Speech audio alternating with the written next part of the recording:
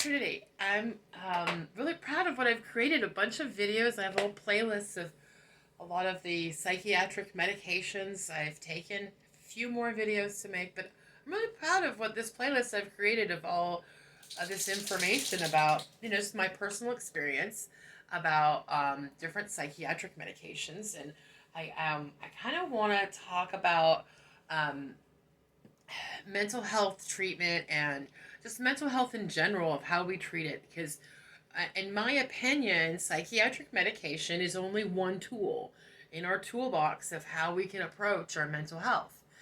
And I'm exercising, I'm walking 5 miles a day because I want to be healthier, I'm trying to eat better. There's other things that we can do for our mental health, everyone, it's support systems. I really want to talk about support system and get more detail specific about this because I've been a part of a lot of mental health online groups for many years, and I could see before COVID and after COVID the difference in people's mental health emergencies. There's a lot more people in mental health crises and that are desperate. People are really desperate for a fix for these issues, and there's parents that are desperate to get the right, psychiatric medication for their children. And children are really acting out and struggling.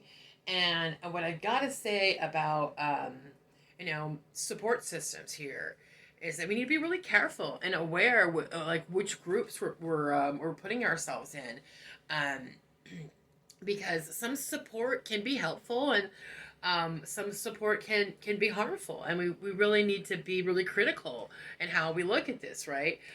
Because I know when it comes to self-harm behavior, people who cut themselves, people who have eating disorders, all kinds of self-harm behavior, professionals do not offer support groups for people who self-harm for a very specific reason, because they've learned that when you put people who self-harm into a support group, they share their ways of how they harm, and it can become a kind of a one-upmanship of who can harm themselves the most, and that's detrimental. That's the support group that does harm.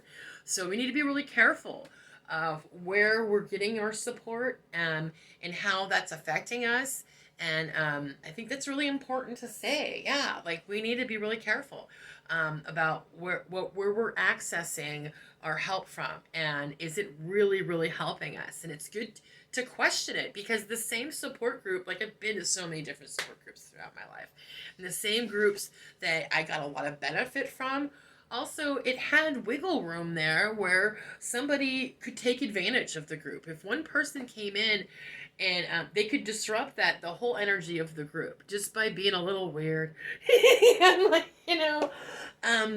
so even within the groups that I know can be safe, there's still that potential for me to be triggered, for someone to attack me and make me, put me off. And I just need to really be careful, because not everybody has my best interests at heart.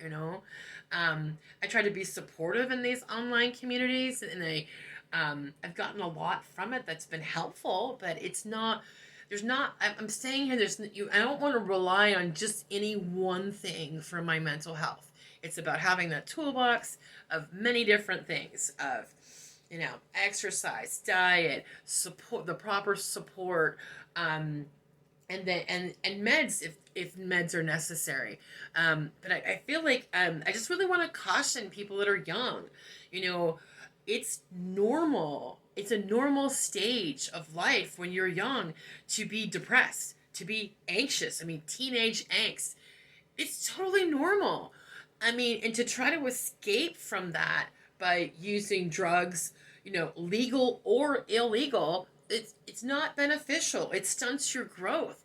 It going through a period of time where you're depressed and you're struggling, and you find strength within yourself to get through that.